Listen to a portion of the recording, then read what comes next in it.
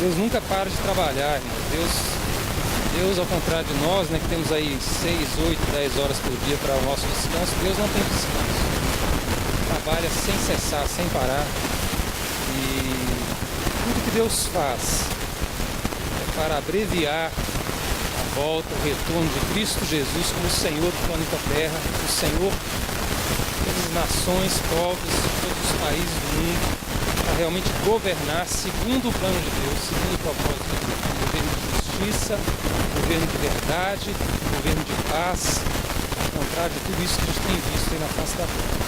Deus é muito bom. Eu quero estar compartilhando com vocês essa manhã a palavra. E antes da gente começar a falar dessa palavra, eu quero ler um texto com você em Deuteronômio 28, para nos introduzir nesse assunto. Deuteronômio capítulo 28. Isso é Deuteronômio, um dos livros, 5 livros, né, do primeiro livro do Antigo Testamento, que são chamados os livros de Moisés, né, Gênesis, Êxodo, Levítico, Número e Deuteronômio.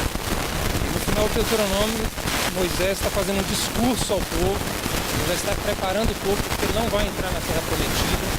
E Moisés está lembrando ao povo de coisas importantes, coisas que ele já falou. Esse texto que se você olhar lá em Deuteronômio capítulo 7, mais ou menos a mesma coisa já está lá. E Moisés está relembrando aquilo que ele já disse, aquilo que ele já falou, aquilo que já tinha sido registrado na lei. E ele fala aqui, diz o seguinte, Deuteronômio capítulo 28, se você não achou, presta atenção que é mais importante. Moisés disse ao povo: se vocês derem atenção a tudo que o Senhor nosso Deus está dizendo a vocês, se obedecerem fielmente a todos os seus mandamentos que eu lhes estou dando hoje, Deus fará com que sejam mais poderosos que qualquer outra nação do mundo. Obedeçam ao Senhor Deus, e Ele lhes dará todas as coisas. Deus os abençoará nas cidades e nos campos. Deus os abençoará com muitos filhos, boas colheitas, muitas crias de gado e de ovelhas. Deus os abençoará com boas colheitas de trigo e de cevada e com muita comida. Deus os abençoará em tudo o que fizerem. Quando os inimigos atacarem, o Senhor Deus os destruirá na presença de vocês. Eles atacarão juntos, em ordem, mas fugirão por todos os lados, em desordem. O Senhor nosso Deus abençoará vocês em tudo o que fizerem, e lhes dará tanto trigo que os seus depósitos ficarão cheios. Ele os abençoará ricamente na terra que está dando a vocês, se obedecerem a todas as leis do Senhor nosso Deus e cumprirem todas as suas ordens. Ele fará com que sejam o seu único povo, o povo escolhido como prometeu com juramento a vocês. Todos os outros povos do mundo verão que vocês pertencem a Deus, o Senhor, e terão medo de vocês. Ele lhes dará muitos filhos, muitos animais, boas colheitas na terra que está dando a vocês, de acordo com o juramento que fez aos nossos antepassados. Deus abrirá o céu onde guarda as suas ricas bênçãos e lhes dará chuvas no tempo certo, e assim abençoará o trabalho que vocês fizerem. Vocês emprestarão a muitas nações, porém não tomarão emprestado de ninguém, se obedecerem fielmente a todos os mandamentos do Senhor Deus que eu hoje estou dando a vocês. Ele fará com que fique em primeiro lugar entre as nações e não no último, e fará com que a fama de vocês sempre cresça e nunca diminua. Não se desviem desses mandamentos que eu hoje estou dando a vocês, nem para um lado, nem para o outro, e nunca adorem, nem sirvam outros deuses. Você já viu uma lista de bênçãos, ou uma grande bênção, a palavra de Deus como essa? Mesmo na Bíblia é difícil de encontrar. Então, Deus quer e deseja, Ele prepara muitas coisas para o seu povo. Tudo bem. Ele prepara muitas coisas para o seu povo. Ele prepara muitas bênçãos. Deus tem coisas boas para a nossa vida, mas tem uma coisa muito importante que a gente precisa entender a respeito do reino de Deus, do povo de Deus e daquilo que Deus pensa a nosso respeito. Nós precisamos entender que o povo de Deus é um povo que anda em obediência a Deus, segundo a vontade de Deus e segundo o propósito de Deus. O povo de Deus não é um povo que tem vontade própria, não é um povo que faz o que quer, é um povo que anda segundo a vontade de Deus e faz aquilo que Deus quer. E essa bênção, a bênção que Deus reservou para as nossas vidas, conforme a obediência à sua palavra e à sua vontade. Nós queremos compartilhar hoje um pouco mais com você a respeito da obediência, a respeito de Cristo e da obediência que nós devemos a Ele e a Deus nosso Pai. E eu quero ler com você agora um outro texto. Nós temos um PowerPoint, mas está sendo preparado ali, deu um probleminha. Quero que você abra lá em Josué, capítulo 1. Então, nós vamos passar em alguns textos da Palavra de Deus que falam sobre obediência. A gente está meditando a respeito disso, e do que isso significa e do quanto isso é importante na nossa vida. A igreja hoje, irmãos, a igreja do Senhor Jesus na face da terra, não é só a igreja Sal da Terra Vigilato, não é só a igreja Sal da Terra em Uberlândia ou a nossa igreja Sal da Terra, não é a igreja cristã evangélica brasileira, mas é a igreja de Cristo, a igreja do Senhor Jesus no mundo hoje. Passa por uma grande crise de obediência, uma crise de conhecer a Deus, de conhecer o propósito de Deus para a existência da igreja e de cumprir. Nós estamos vendo aí muitos sinais que apontam profeticamente para a volta do Senhor Jesus. Estamos vendo aí guerras, rumores de guerras, ameaças, perigos. Estamos vendo o amor se esfriando no coração das pessoas. Estamos vendo muitas coisas que mostram, conforme Jesus nos deixou previsto. Lá em Mateus, se não me engano, capítulo 24, Jesus fala a respeito da sua volta, do seu retorno, além de outras profecias que há espalhadas pela Bíblia. E Jesus diz assim, que quando nós vimos essas coisas acontecerem, nós temos que nos alegrar, porque significa que Ele está voltando, que a volta dele, o retorno dele está próximo. E quando Ele vier, Ele realmente nos estabelecerá como um povo que governa, como um povo que reina sobre todas as nações, segundo essa mesma bênção que está aqui em Deuteronômio. Então nós precisamos entender mais a respeito do que Deus espera de nós e precisamos mudar de posicionamento na nossa vida pessoal, para que a igreja sofra os reflexos disso, para que a igreja veja e entenda o que significa obedecer a palavra de Deus, fazer a vontade de Deus, para que isso produza um efeito multiplicador dentro da igreja, porque as pessoas seguem os exemplos quando existem exemplos para serem seguidos. Elas percebem o que Deus está fazendo e elas seguem os exemplos. Josué capítulo 1, versículo 8, diz assim: fale sempre do que está escrito no livro da lei. Estude esse livro dia e noite e se esforce para viver de acordo com tudo o que está escrito nele. O livro da lei que é mencionado aqui a Josué, esse livro da lei é aquilo que Moisés estava falando também ao povo lá em Deuteronômio.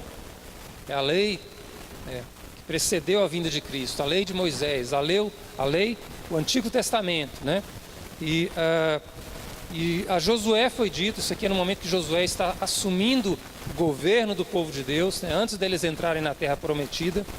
E Deus diz a ele, Deus profetiza sobre a vida dele, ensina a ele, fala muitas coisas a ele, e diz também a ele isso aqui: ele tem que falar sempre sobre o que está escrito no livro. Nós devemos ser pessoas, nós cristãos, devemos ser pessoas que falam sempre das coisas que estão escritas no livro de Deus, na palavra de Deus. Nós precisamos meditar nesse livro, estudar esse livro, como diz aqui, dia e noite, e nos esforçar para viver de acordo com tudo que está escrito no livro. Como a gente vai obedecer a princípios, como a gente vai obedecer a uma forma de pensar, de agir, que Deus nos revela na sua palavra, se nós não conhecermos a palavra de Deus? Como a gente vai falar todos os dias de uma palavra, de um livro que a gente não conhece, que a gente não vive? Isso talvez seja o mais importante de tudo. Nós temos que viver de acordo com esse livro. E é isso que o mundo está esperando de nós, está esperando da igreja do Senhor Jesus. As pessoas de fora, elas olham para a nossa vida e elas estão procurando ver alguma coisa que faça realmente diferença. Porque elas estão cansadas de discursos vazios. Há muitos discursos vazios. Muitos discursos vazios. Muitas pessoas falando em nome de Deus. Muitas pessoas dizendo o que é que as pessoas devem fazer em nome de Deus, como se Deus estivesse falando. Mas há poucas pessoas que estão pregando a palavra de Deus, vivendo conforme essa palavra, dando exemplos de como se faz, como se vive segundo essa palavra. O mundo está carente disso. E a igreja está carente disso também. De pessoas que vivem segundo a palavra de Deus. Porque nós nos acomodamos ao estilo, ao modo de viver desse mundo, dessa vida. Somos pessoas que não fazem isso, verdade? A gente se acostuma a viver as outras pessoas. A gente prioriza o que as outras pessoas priorizam. Nós nos moldamos uns aos outros. Mas Deus não quer que nós sejamos como as pessoas que não andam com Ele e não o conhecem. Deus quer que nós sejamos pessoas que conhecem a Sua palavra, vivem segundo a Sua palavra. Isso tem um efeito poderoso na nossa vida, que é aquilo que nós vimos no capítulo de Josué. A bênção de Deus está sobre os seus filhos obedientes. Conhecem a Sua palavra e fazem aquilo que Ele manda. Nós precisamos conhecer a palavra de Deus, nós precisamos entender que não existe nada mais importante na nossa vida do que Deus, do que Cristo e o reino de Deus, o reino de Cristo. O resto tem que estar em segundo plano. Mesmo quando a gente está ocupado durante a semana, com o nosso trabalho, com as nossas tarefas, com as nossas responsabilidades, o reino de Deus tem que fazer parte disso na nossa vida, tem que permear todas as coisas que nós fazemos, tem que preencher os espaços vazios, tem que preencher o nosso coração e a nossa vida, de modo que nós possamos de fato falar desse reino, falar dessa palavra e viver segundo ela, para que as pessoas vejam a diferença e vejam também a bênção de Deus sobre a nossa vida, essa bênção que Ele prometeu para aqueles que são obedientes. Capítulo... Abra agora a sua Bíblia em Juízes, livro de Juízes, no Antigo Testamento. É logo depois de Josué, Juízes. Capítulo 2, versículos 16 e 17. Se não conseguir abrir o arquivo do PowerPoint, não preocupa não, tá? Pode ficar tranquilo, a gente vai passando os textos aqui, não tem problema. Juízes, capítulo 2, versículos 16 e 17. Diz assim: Então o Senhor Deus deu ao povo de Israel líderes fortes, chamados juízes, que os salvaram dos que os atacavam e roubavam. Mas eles não deram atenção a esses líderes, continuaram a desprezar a Deus e a adorar outros deuses. A palavra de Deus nos fala aqui sobre um momento muito importante na história do povo de Deus, depois que eles já tinham conquistado a terra prometida, depois que eles já tinham entrado na terra de Canaã, já tinham escolhido os lugares de morar, já tinham expulsado todos os inimigos que Deus tinha falado a eles para expulsar, e eles já estavam no seu lugar, acomodados. Mas o que acontece? O que diz que essas pessoas desprezaram a Deus e começaram a adorar os deuses, né, daquela terra, os deuses dos povos que estavam ali. Isso não era parte do plano de Deus. Então eles pararam de buscar a Deus, eles pararam de estudar a palavra de Deus, de buscar conhecer a Deus, começaram a andar segundo os costumes dos povos que habitavam ali antes deles. E aí Deus levantou líderes, chamados juízes, e começaram a confrontar esse povo. Por quê? Porque por causa disso, por causa da desobediência, por terem abandonado a Deus, esses povos, o povo de Deus começou a ser atacado, a ser roubado, a ser oprimido pelos povos vizinhos. Os povos vizinhos pararam de ter temor, de ter medo daquele povo tão forte, começaram a gradualmente entravam e roubavam as colheitas, entravam e atacavam e saqueavam as cidades, começaram a invadir o território de Israel. Deus permitiu isso. Deus permitiu isso para que o povo entendesse que eles estavam errando o caminho. Assim é na nossa vida também. Quando as coisas começam a ficar complicadas, quando as coisas começam a ficar difíceis, quando as coisas começam a dar errado, a gente tem que parar, começar a ouvir a Deus. Porque muitas vezes Deus usa circunstâncias e situações, muitas vezes, para nos mostrar que nós estamos no caminho errado, que nós escolhemos o modo errado de fazer as coisas, que nós estamos nos precipitando, que nós estamos agindo sozinhos, que nós não estamos agindo segundo a vontade, o plano e o propósito dele para a nossa vida. Outras vezes Ele permite dificuldades e situações difíceis da nossa vida para nos provar, para que se revele o que está no nosso coração, Ou seja, nem sempre é por esse motivo, mas muitas vezes, quando nós estamos no caminho errado, Deus traz dificuldades à nossa vida para que nós o busquemos. E é fácil discernir a diferença entre a dificuldade e as provações que vêm para provar a nossa fé, e a dificuldade e a provação que vem para nos trazer para o caminho certo. Porque quando vêm as dificuldades e as provações e você não está buscando a Deus, então o que Deus está querendo fazer é te mostrar que você não está buscando a Ele e te fazer voltar ao caminho. Agora, quando vêm as dificuldades e as provações e você sabe que você está firme com Deus, que você está andando segundo a palavra de Deus, que você está buscando a palavra dEle, você está se desviando do mal, ou seja, você está fazendo tudo certo, mas ainda assim vem dificuldades e problemas. É assim mesmo. Isso acontece porque Deus prova a nossa vida, Deus prova a nossa fé, para que se revele o nosso coração e para que Ele seja glorificado naquilo que nós estamos fazendo, na nossa obediência. Então fique atento, vamos ficar atentos.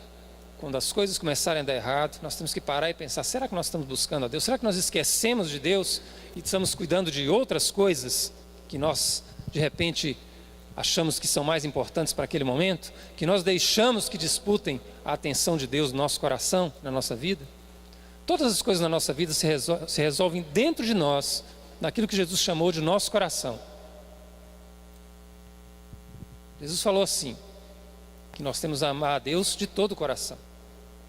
Jesus falou que nós temos que buscar a Deus de todo o coração e que nós temos que confiar nele de todo o coração. A palavra de Deus nos ensina isso. Então todas as coisas se resolvem no coração, e Jesus nos seus ensinos dizia muitas vezes isso, né? Onde estiver o seu tesouro, aí estará o seu coração. Amarás o Senhor teu Deus de todo o seu coração, de toda a sua alma, de todo o seu entendimento. Esse é o maior de todos os mandamentos. Jesus muitas vezes nos lembrou disso. É no coração que as coisas se resolvem. E é no coração também que as coisas começam a ficar erradas. Então nós precisamos estar atentos. E assim como o povo de Deus lá em Juízes, nós temos que ter cuidado, porque às vezes nós tomamos o caminho errado, nós deixamos Deus em segundo plano. E eu quero que você abra agora lá em Isaías capítulo 30. Livro do profeta Isaías, capítulo 30.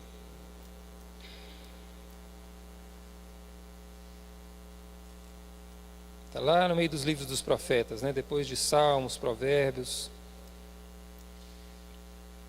Bem, Isaías, primeiro dos grandes dos livros dos profetas, né? Isaías capítulo 30, nós vamos ler os versículos 15 e 16.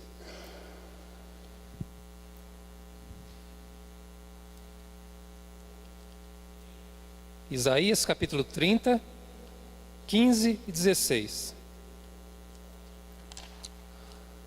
Deus, o Senhor, o Santo de Israel, diz ao seu povo: se voltarem para mim e ficarem calmos, vocês serão salvos. Fiquem tranquilos e confiem em mim, e eu lhes darei a vitória. Mas vocês não quiseram fazer o que eu disse. Pelo contrário, disseram assim: nós vamos montar em cavalos ligeiros, e assim escaparemos do inimigo. Pois bem, fujam se puderem, diz o Senhor, mas os cavalos dos inimigos serão mais ligeiros do que os de vocês. Então Deus fala ao seu povo e diz: voltem para mim. O que está errado é que vocês precisam voltar para mim. E às vezes nós temos a seguinte atitude, como esse mesmo povo fez aqui: não é isso que eu tenho que fazer não. Eu tenho que trabalhar mais. Eu estou com um problema financeiro, eu tenho que trabalhar mais, eu tenho que ganhar mais dinheiro. Eu tenho que mudar de emprego, eu tenho que correr atrás de uma faculdade para fazer um doutorado, um mestrado, o que for, uma graduação. Eu tenho que me preparar melhor, o mercado está muito exigente. Eu tenho que ganhar mais dinheiro, eu tenho que correr atrás. E às vezes o seu problema financeiro decorre simplesmente de você ter se afastado de Deus. Às vezes você está com um problema de relacionamento e Deus diz: volta para mim. Você diz: não, eu vou procurar um aconselhamento e vou ler livros a respeito e vou estudar e o pastor fulano vai me ajudar, o pastor ciclano vai me ajudar, o ministério de casais da igreja vai resolver meu problema. E Deus está falando para você: volta para mim. E você não volta, e você continua a procurar distrações, e continua a persistir no seu erro, e a achar que o erro é acerto, que você está fazendo tudo certo, que não é culpa sua, e começa a dar desculpas para todo lado, a tirar desculpas para todo lado e acusar também outras pessoas. E esse é o caminho errado. Então, muitas vezes na nossa vida, muitas vezes isso vai acontecer. Nós vamos estar diante de problemas, de dificuldades, e Deus nos diz: volte para mim, volte para mim, eu vou te ajudar. Fique tranquilo, sossegado, confiante em mim, e eu vou te ajudar. É isso que Deus diz a você, é isso que Deus diz a mim. Mas não, nós queremos resolver a coisa do nosso jeito. Então nós vamos pegar os nossos cavalos e nós vamos fugir com pressa dos nossos inimigos, e isso vai resolver a nossa situação. E aí Deus diz: então tá bom, vocês querem fazer isso? Então peguem os cavalos de vocês e fujam. Mas os cavalos dos seus inimigos vão ser mais rápidos que os de vocês. Vocês fiquem sabendo. Nós não vamos dar conta de resolver os nossos problemas sem Deus. Pode ter certeza disso. Ou a gente volta para o Senhor, ou a gente volta para o Senhor. Porque a gente continua achando que na nossa vida nós temos opção. Assim como as pessoas do mundo continuam achando que existem várias opções para chegar diante de Deus. Existem vários caminhos. Existem várias religiões. Existem várias filosofias. Existem vários ensinamentos de pessoas sábias que nos mostram como ser pessoas melhores e como chegar até Deus. Mas Deus diz o seguinte a nosso respeito: sem mim, vocês são nada. Vocês são escravos do pecado, vocês estão condenados e mortos. Então voltem para mim. Sem Cristo Jesus, vocês estão condenados e mortos. Então voltem para mim. Não há outro caminho. Não há outra forma de fazer. Não há outra maneira de resolver as questões. Romanos 5. Vou dar canseira em vocês hoje, hein? Tem que abrir a Bíblia. Romanos 5,19. Hoje está muito fácil, irmãos.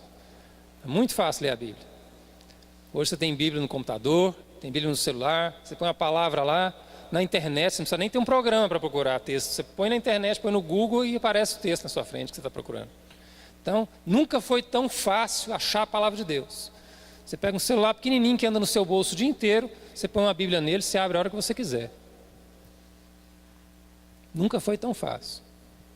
E eu não sou contra usar celular dentro da igreja não, viu, irmãos? Particularmente, eu creio que tecnologia Deus nos deu para melhorar a nossa vida e nos agilizar o nosso aprendizado, agilizar o trabalho de Deus e da igreja na face da terra. Nós não temos aviões e carros e velocidade de comunicação, não é à toa não, é porque Deus quer apressar a volta de Cristo e essas são ferramentas. Então, se você precisa do seu celular para abrir ele e achar um texto, por mim você pode abrir. Só não usa ele para entrar no Facebook no meio do culto, pelo amor de Deus. Vamos separar as coisas. A questão não é a ferramenta, é o uso que a gente faz dela. Então, se você quer usar seu celular para pesquisar texto, para consultar alguma coisa na internet que tem a ver com a pregação que você está ouvindo, faça isso. É ferramenta. É para você aprender? Faça isso. Mas não deixe de conhecer bem a palavra de Deus, porque tem hora que o celular acaba a bateria. Você tem que ter um livrinho por perto, às vezes, para te salvar. Romanos capítulo 5, o que diz aqui? Agora entra Cristo na equação. Entra Cristo. E assim como muitos seres humanos, Romanos capítulo 5, versículo 19, assim como muitos seres humanos se tornaram pecadores por causa da desobediência de um homem só, assim também muitos serão aceitos por Deus por causa da obediência de um só homem. De quem que ele está falando aqui, irmãos? De Adão e de Cristo. Então ele está falando, na sua versão talvez diga, por Adão entrou, né? Assim como por Adão entrou o pecado no mundo, a obediência, né, entrou através de Cristo. E pela obediência de um só homem, nós somos salvos, nós somos resolvidos, a nossa questão com Deus é resolvida. Então, muitos são aceitos por Deus pela obediência de Cristo, assim como a desobediência de Adão nos condenou. E nós não podemos jogar a culpa toda em Adão não, porque nós somos exatamente como Adão. Nós, no lugar de Adão, teríamos feito exatamente a mesma coisa. Pode olhar para a vida de qualquer ser humano aí, o melhor que você achar na face da terra.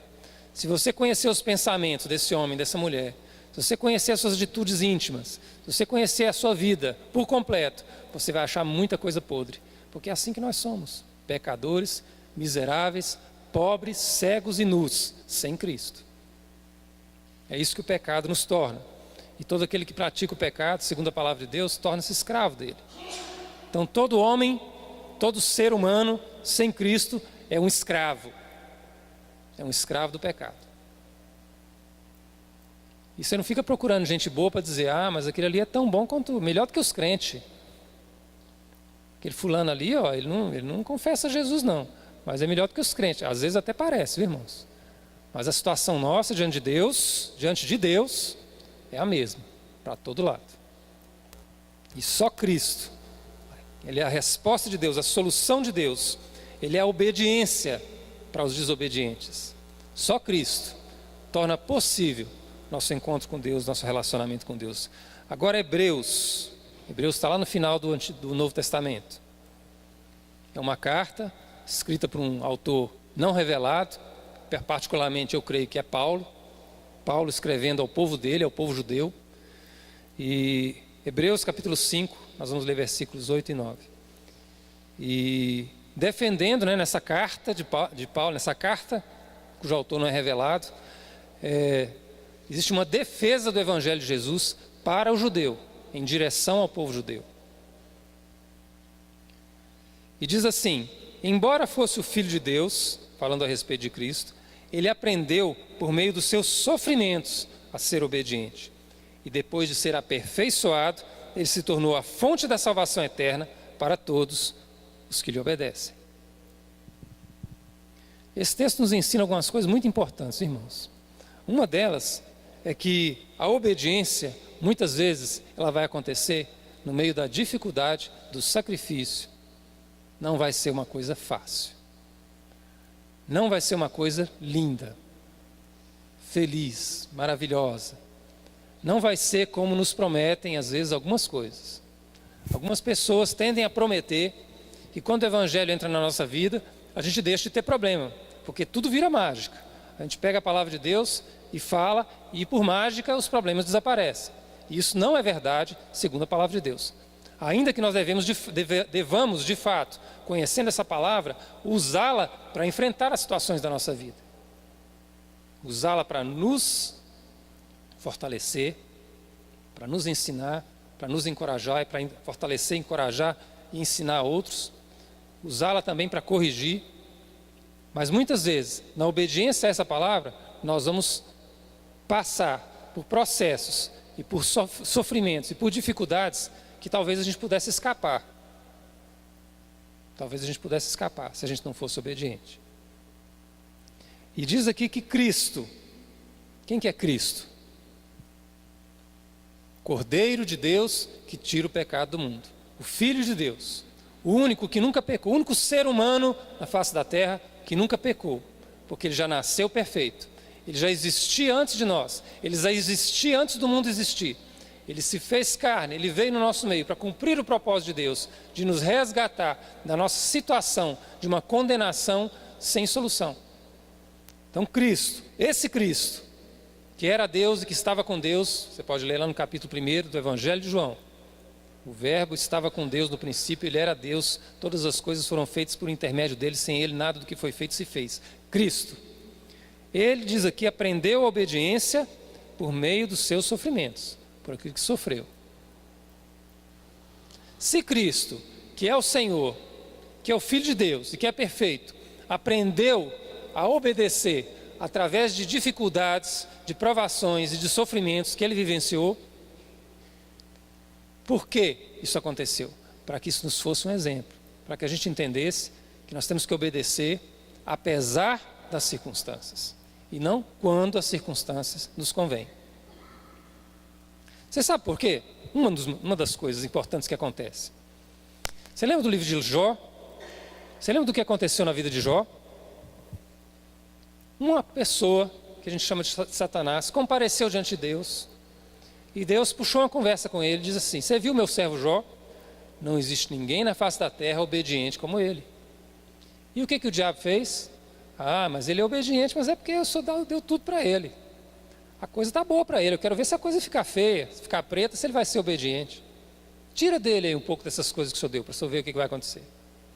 Então nós temos, assim como Jó teve na vida dele, nós temos na nossa vida, nós precisamos entender o mundo espiritual, irmãos. Precisamos entender como é que as coisas espirituais funcionam. Dia após dia, tempo após tempo, sem cessar, nós somos acusados diante de Deus pelo nosso inimigo. A palavra diz que um dos nomes de Satanás é o acusador, o enganador, o diabo. Ele nos acusa constantemente. Ele fala contra nós constantemente. E o que Deus faz? Para o nosso próprio bem, o que Deus faz? Ele deixa que a nossa obediência se revele. Ele deixa que a nossa obediência seja aperfeiçoada. No meio de dificuldades difíceis, de problemas, de circunstâncias que muitas vezes nós não vamos estar dominando. Mas se nós tivermos a atitude certa, se nós permanecermos na obediência, Deus será honrado e glorificado, e nós também. Porque o que Deus vai dizer a respeito disso tudo? Ele vai dizer diante de Satanás: olha, cala sua boca. Olha aí o que está acontecendo na vida dele, ele está sendo obediente, cala sua boca. E Deus vai fazer na nossa vida como fez na vida de Jó, porque no final das contas, no final do processo, Jó tinha muito mais e conhecia muito mais a Deus do que antes. Então todas as coisas, irmãos, diz a palavra de Deus, cooperam para o bem daqueles que amam a Deus, que foram chamados segundo o seu propósito. Nós somos um povo, o povo de Deus, chamado para viver e andar em vitória. Você tem dúvida disso? O povo de Deus é um povo vitorioso, por definição, por concepção. Está no nosso DNA, está nos nossos genes espirituais, se é que isso existe. Nós somos um povo vitorioso. A partir do momento que Cristo entra na nossa vida, nós deixamos de ser pessoas derrotadas, vencidas, que não conseguem realizar nada, e nos tornamos pessoas através das quais Deus pode fazer qualquer coisa. Qualquer coisa. Qualquer coisa Deus pode fazer através da sua vida. Coisas que você nunca sonhou, nunca imaginou, Deus pode fazer através da sua vida, para abençoar as pessoas, para abençoar a você. Deus nos chama de bênção. Foi o nome que Deus deu para Abraão. Um dos primeiros encontros de Deus com Abraão, ele disse: Abraão, seja uma bênção. Seja uma bênção. Você vai abençoar todas as nações da terra. Nós também somos esse povo chamado para ser uma bênção. No meio da dificuldade, no meio da provação, no meio da luta, no meio da aflição, mas obedientes a Deus, nós somos e sempre seremos uma bênção. E sempre seremos abençoados e acrescentados da graça, do amor, da bondade do nosso Deus, recompensados muito além de tudo que a gente possa imaginar. Está escrito: nem olhos viram, nem ouvidos ouviram, nem jamais entrou no coração humano o que Deus preparou para aqueles que o amam. Deus preparou coisas para a sua vida que você não tem a menor ideia. A menor ideia. Você não consegue nem imaginar o que Deus preparou para você. Se você é obediente, se você ama ao Senhor e ama a sua palavra e guarda e pratica e busca todos os dias conhecer e viver segundo essa palavra. Esse é o povo de Deus, essa é a nossa natureza. O povo obediente, o povo fiel, o povo que ama ao Senhor.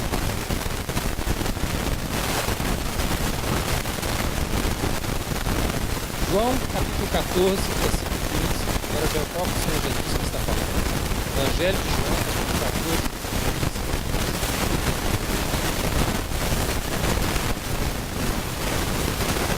Nós vamos ver dois versículos em João 14, 15 e depois 23.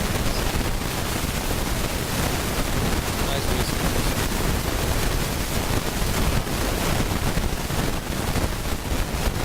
O que Jesus diz a respeito disso? João 14, versículo 15. Se vocês me amam,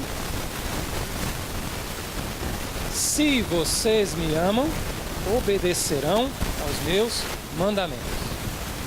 Nós cantamos aqui agora mesmo a música muito bonita que fala: eu te amo, Senhor. Como eu te amo, Senhor. O seu comportamento, as suas atitudes, o seu agir no dia a dia da sua vida responde a isso que você diz ao Senhor, que você diz que ama. Porque se você ama a Deus, não importa as circunstâncias, seja isso favorável ou não a você, se você ama a Deus, você sempre terá que ser obediente a Ele. Disse Jesus e não eu. Se vocês me amam, obedecem a minha palavra. Então a gente entende que quem não obedece, não ama. Pode dizer, pode fazer o discurso mais apaixonado, a música mais bonita, pode cantar o dia e noite. Mas discurso não é a questão. A questão é o que está no nosso coração. Não se deixe enganar pelos discursos. Muito discurso bonito é vazio porque não tem nada no coração. E é melhor a gente ficar calado, a gente discursar com as nossas atitudes do que a gente falar demais e não falar nada com a nossa vida, com as nossas atitudes, com o nosso comportamento, com as nossas escolhas.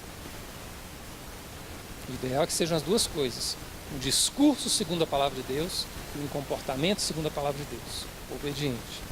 Se vocês me amam, obedecerão aos meus mandamentos. Então toda vez agora que você vê uma canção, ou que você vê um poema, ou que você vê alguém dizendo, eu amo ao Senhor, ou toda vez que você for dizer ao Senhor na sua oração, Senhor, como eu te amo, lembra disso primeiro. E se você ama, você tem que obedecer. Porque senão é melhor você não falar nada, vai obedecer. Depois você fala com ele. Para você não mentir ao Senhor. E no versículo 23, você já deve ter lido aí, João 14, 23. A pessoa que me ama obedecerá a minha mensagem. E meu Pai a amará, e o meu Pai e eu viremos viver com ela. A outra versão diz, faremos nela uma morada. Vamos morar nela. Jesus está dizendo aqui, irmãos, a respeito do Espírito Santo. O Espírito que habita no povo de Deus, nos filhos de Deus. Jesus, quando foi embora, disse assim, eu não vou deixar vocês sozinhos não. Pode ficar tranquilo. Eu volto para vocês. E ele não estava falando só da segunda vinda dele, quando ele virá em glória, para reinar, para governar. Ele estava falando do Espírito Santo vindo sobre a igreja, que aconteceu no dia de Pentecostes, e a partir de lá até hoje. O Espírito Santo de Deus mora em você. Você sabia? Ele mora em você. Você pode não sentir ele aí dentro, ou talvez você não soubesse que ele está aí, mas se você confessa a Cristo Jesus como Senhor da sua vida, não existe a menor chance do Espírito de Deus não morar em você. Ele mora aí. E a palavra de Deus nos traz muitas advertências a esse respeito. Ela fala que a gente tem que cuidar bem do nosso corpo, que a gente tem que manter essa casa limpa, cuidada. Ela fala que a gente tem que entender que o nosso corpo é a morada de Deus, uma habitação de Deus. O Espírito de Deus está em nós. Então nós temos que ter pensamentos puros, um coração limpo, nós temos que ser santos como Deus é santo. Porque é muito triste quando a gente vive uma vida, a gente quer andar com Cristo, a gente vive uma vida confusa, misturada, onde a gente não sabe bem o que é o que, e a gente traz para dentro do nosso coração, para dentro da nossa vida, coisas que não agradam a Deus. A gente entristece o Espírito de Deus. Isso acontece porque a gente não conhece a palavra de Deus e o Deus da palavra. Porque a gente não medita, não conhece, não busca, não anda com Deus, não tem relacionamento com Deus, Deus não faz nada na vida da gente. E aí nós somos entregues, convertidos a Cristo, o Espírito de Deus vem morar em nós e Ele encontra uma casa suja, desarrumada, esquisita, quando deveria encontrar um ambiente gostoso, perfumado, sossegado para habitar. Assim nós temos que ser para o Espírito Santo de Deus. O Espírito Santo de Deus, disse Jesus, mora na pessoa que ama a Deus e que ama a Cristo. Então, uma coisa que a gente precisa entender a partir disso aí, muito importante, é que nós nunca, absolutamente nunca, jamais vamos estar sós. Você entendeu isso? Você nunca vai estar sozinho, você nunca vai estar sozinho. Você pode até sentir, em determinados momentos, que você está sozinho ou sozinha. Você pode sentir solidão, acontece. Mas você precisa crer e entender que você nunca, jamais será deixado só. Nunca será deixado sozinho, deixada sozinha. Se Cristo é o Senhor da sua vida, se você ama e obedece a Ele a sua palavra, o Espírito Santo de Deus está com você, para o que der e vier. Chova ou faça sol. Esteja a situação preta como nunca esteve na sua vida. Ou esteja você vivendo os melhores momentos da sua existência. O Espírito Santo de Deus está com você. Ele habita em você. É um grande privilégio, né, irmãos? E é por isso que a gente não chama prédio de templo mais, viu? Quando você vier para a igreja, não fala que você vou. Não, eu vou para a igreja. Não, você vai se reunir com seus irmãos que são a igreja. A igreja é onde o Espírito de Deus está. O povo hoje é a igreja. A partir de Cristo. Deixou de ser o prédio a igreja. A igreja não é o prédio mais. O prédio é o lugar que a gente usa para encontrar. Se a igreja do povo de Deus se encontrar na praça, a igreja está ali. O prédio pode não estar, mas a igreja está. E esse lugar aqui, ou lugares melhores e mais bonitos do que esse, ou piores e menores e mais apertados e feios do que esse, não fazem a menor diferença. O que faz a diferença é onde nós estamos junto com o povo de Deus. Deus está ali. Deus está no coração dos seus filhos e no meio do seu povo. Então nós temos que valorizar os nossos encontros com os nossos irmãos. Valorizar o momento que estamos junto com eles. Valorizar o relacionamento que nós temos com os nossos irmãos. Deus está em nós, Ele habita em nós. Agora João 14, nós vamos ler 30 e 31. Mesmo capítulo do Evangelho de João.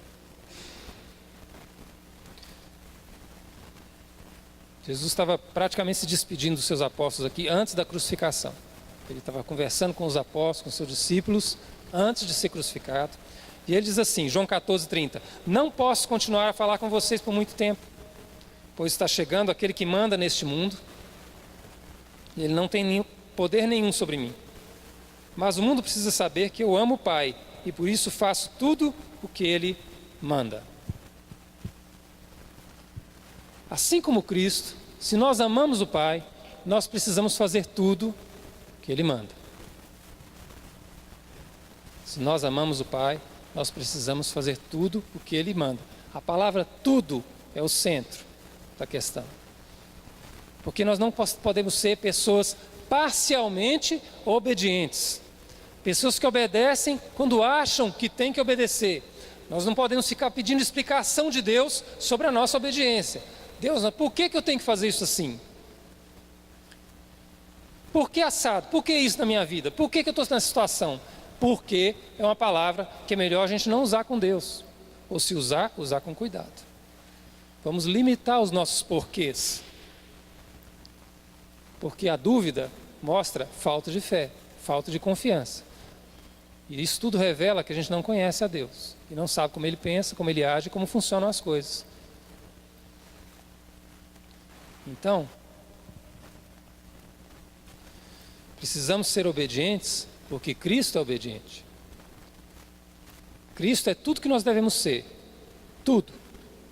A imagem que Deus tem de nós, daquilo que Ele quer que nós nos tornemos, é a imagem de Cristo. Deus quer que cada um de nós seja exatamente como Cristo.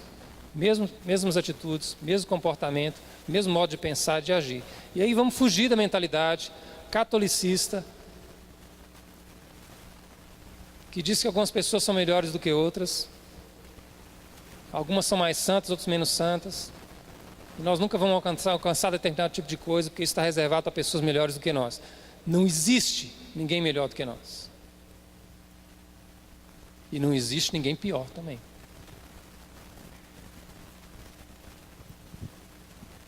Cristo é quem nos torna aptos, capazes de receber a Deus na nossa vida. Cristo é quem nos liga de novo a Deus. Cristo é quem nos permite viver um novo contexto, fazer parte de um povo que é de Deus, espalhado por toda a face da terra, que um dia vai ser reunido debaixo do governo de um homem justo, de um ser justo, que é Cristo. E diz a palavra de Deus, e não eu, que nós vamos reinar sobre a terra. O povo de Deus está sendo preparado e chamado para reinar sobre a terra. Nem olhos viram, nem ouvidos ouviram aquilo que Deus preparou para aqueles que o amam. Mas o mesmo versículo continua dizendo assim: mas Deus o revelou a nós pelo seu Espírito Santo. Onde está o Espírito Santo? Dentro de você. Ele habita em você. Então, assim como Cristo, nós precisamos fazer tudo que Deus manda. João 13 agora, volta um pouquinho a sua Bíblia, ao capítulo anterior. João 13, 34 a 35. 34 e 35, nós já estamos terminando. Faz parte do mesmo discurso que Jesus estava fazendo em João 14, tá? Ele vem, se não me engano, começou lá em João 12, ele vem falando, João 13, João 14, João 15, é quase tudo um discurso só. Jesus diz assim: eu lhes dou este novo mandamento, presta atenção, um mandamento novo de Jesus: amem uns aos outros.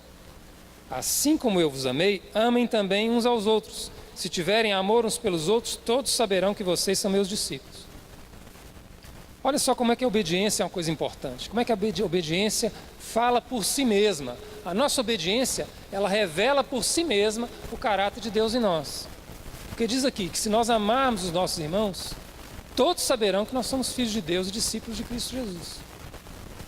Então já não vai precisar falando para ninguém: ó, eu sou discípulo de Cristo, eu sou seguidor do Senhor Jesus, eu sou filho de Deus.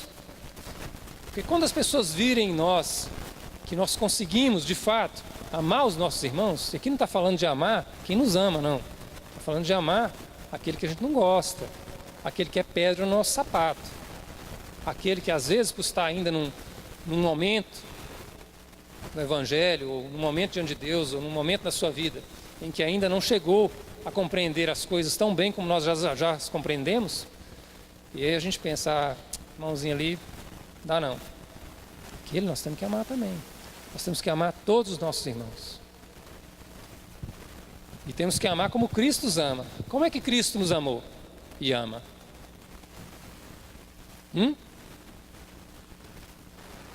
Até onde Cristo nos amou? Até onde o amor de Cristo por nós levou Cristo? Morte. Morte. Morte. Nós temos que amar os nossos irmãos assim como Jesus nos amou, até a morte. Isso não significa que a gente tem que ser crucificado. Pode até significar em um ou outro caso, mas na verdade isso significa que nós temos que crucificar a nossa vontade, o nosso eu, os nossos desejos, o nosso querer em favor dos nossos irmãos. Isso significa que é melhor a gente não fazer pensando no nosso irmão do que a gente fazer porque a gente acha que está tudo bem. E problema do nosso irmão, ele não crê. Isso significa tomar a sua cruz e seguir a Cristo, dia após dia. A cruz é sinônimo de quê? A cruz é sinônimo de quê? Morte. Para que serve a cruz? Para crucificar, para matar as pessoas. Claro que para nós, ela é sinônimo de vida também. Porque aquele que morreu na cruz, morreu para nos dar vida, para nos resgatar e nos salvar. Se nós tivermos amor uns pelos outros, se nós estivermos dispostos a dar nossa vida uns pelos outros, se nós obedecermos ao Senhor Jesus, as pessoas verão em nós que nós realmente somos discípulos de Cristo Jesus. Irmãos, as pessoas não estão vendo muito disso no meio da igreja. Infelizmente. As pessoas não estão vendo isso no meio da igreja. E sabe o que as pessoas estão vendo na igreja? As pessoas estão vendo vaidade, as pessoas estão vendo arrogância, presunção, tudo que uma boa religião tem. Então, se a nossa vida revela para as pessoas vaidade, presunção, arrogância, se a gente esconde delas os nossos pecados e elas veem isso na nossa vida, então, na verdade, nós não somos melhores que ninguém. Se as pessoas não puderem ver Cristo em nós, onde elas vão ver Cristo? E por último, último texto. Mateus 28. Esse é muito conhecido. Mateus 28, capítulo 18 a 20. É aquilo que Deus nos mandou fazer. E nós temos que obedecer aquilo que Deus nos mandou fazer. Não é isso que nós estamos falando desde o princípio aqui? Quase uma hora a gente está falando sobre isso. Nós precisamos obedecer aquilo que Deus nos mandou fazer.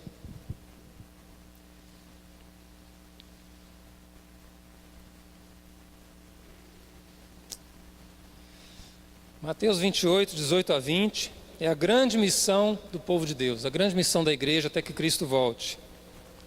Então Jesus chegou perto deles e disse: Deus me deu todo o poder no céu e na terra. Esse é Cristo Jesus, depois da ressurreição, prestes a subir aos céus. Portanto, vão a todos os povos do mundo e façam com que sejam meus seguidores, batizando esses seguidores em nome do Pai, do Filho e do Espírito Santo, ensinando-os a obedecer a tudo que eu tenho ordenado a vocês. E lembrem disso, eu estou com vocês todos os dias, até o fim dos tempos. A despedida do Senhor Jesus para nós foi uma missão. Uma missão que nós precisamos. Sabe o que eu fico pensando? Isso me incomoda muito. Se Cristo voltasse hoje, se ele chegasse agora, e se ele se sentasse com a sua igreja, pode acreditar que isso vai acontecer. Jesus disse, lembra daquela parábola? Pegou talentos para um, pegou talentos para outro, pegou para outro, depois se sentaram com o seu Senhor para quê? Para prestar contas. Nós vamos, todos nós, cada um de nós, sentar diante do Senhor Jesus um dia e prestar contas a Ele. Você não fica preocupado não com o tempo, porque na verdade o relógio nessa altura já vai ter parado. Vai estar obsoleto. Nós vamos ter eternidade. Nós vamos sentar juntos. Prestar contas. Não para sermos condenados. Quem nele crê jamais é condenado. E se Cristo voltasse hoje e se sentasse com a sua igreja e pedisse prestação de contas disso aqui que ele mandou a gente fazer, o que a gente ia dizer para ele? Que nós já pregamos o Evangelho em toda a terra? A China é prova que não. A Índia é prova que não. A Europa Oriental é prova que não. Muitas nações desse mundo são a prova de que nós não estamos fazendo o que deveríamos fazer. A igreja está equivocada naquilo que é a sua responsabilidade, naquilo que é a sua tarefa, naquilo que é o seu dever, naquilo que é o que Cristo mandou ela fazer. O que estão fazendo? Estão igual aquele povo lá de Ageu, que Deus chamou a atenção e disse: vocês estão aí construindo as casas de vocês, cuidando do trabalho de vocês, cuidando da vida de vocês, minha casa está em ruínas. Então tudo que vocês fazem, eu derrubo. Deus estava dizendo ao seu povo: tudo que vocês fizerem eu vou derrubar, porque vocês não estão edificando o que eu quero que vocês edifiquem. Vocês estão cuidando da vida de vocês. Então isso é problema de vocês. Nós temos uma missão. Eu não sei se você já teve a sensação de ter que prestar contas de uma tarefa que te foi pedida e você não conseguiu fazer. Quem é que já teve essa sensação? Já passou por isso? Eu já passei. É muito ruim a gente prestar contas de uma coisa que a gente não conseguiu fazer conforme que foi pedido. Agora imagine se você, diante do Senhor, prestando contas da missão que Ele te deu para fazer, você dizendo: ó, não deu, não teve jeito. Por quê? Jesus pergunta: não deu. Isso que a gente vai dar.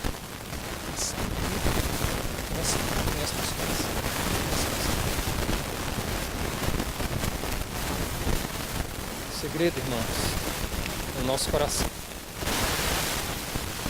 Acho que não vai dar para passar o vídeo não, né? Dá para passar?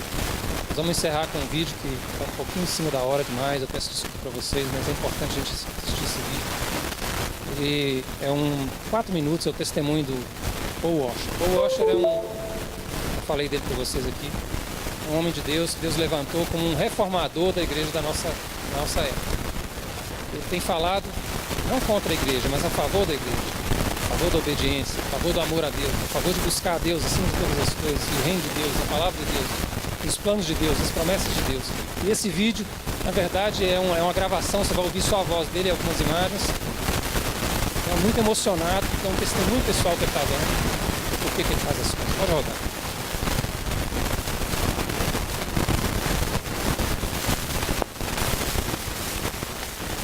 Let me tell you about my Jesus. Let me tell you. Let me testify about my Lord. 22 years ago, I woke up in my apartment, half naked, having drunk myself almost to death. I noticed that I was cold, and I felt something on my face. What was I lying in? I stumbled to my feet and I went to the mirror and I turned on the light this very distinguished, eloquent preacher, lost and without Jesus, had slept the entire night in his own vomit. Let me tell you about my Jesus. He has saved me when I was such a wretch you would not have wanted to run me down with your car. My Jesus, he bought me with his blood. And my Jesus, he came to me, and my Jesus took away my sin, and my Jesus took away my shame. Oh, hail the power of Jesus' name. Let angels prostrate fall, bring forth the royal diadem, and crown him Lord of all. That's my Jesus, and I glory in my weakness, and I glory, yea, even in my sin. Where did those stars go today? Have you ever asked yourself that question? Where did the stars go this morning? Did someone put them in their pocket and take them to another place? The stars were there, but there was so much light, they could not be seen. But I walked out. The pastor picked me up on the side of the road. I was outside looking at those stars, and I could only see those stars because of all the blackness around them.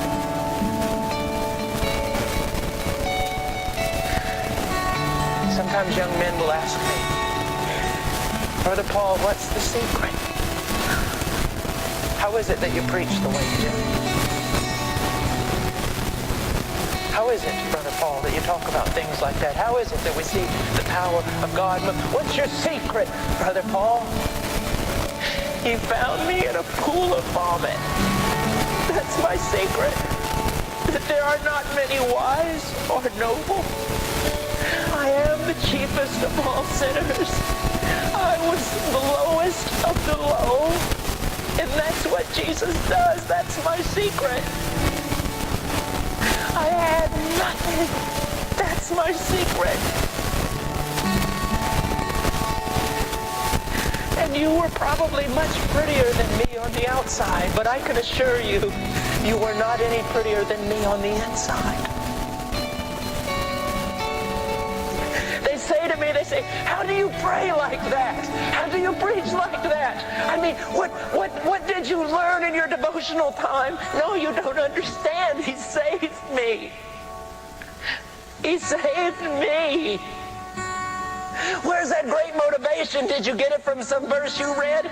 You don't understand. He saved me from what I was. There's no key. Except I was the worst in the pack. He saved me. What else needs to be done to motivate me? What else needs to be done? Is it salvation enough?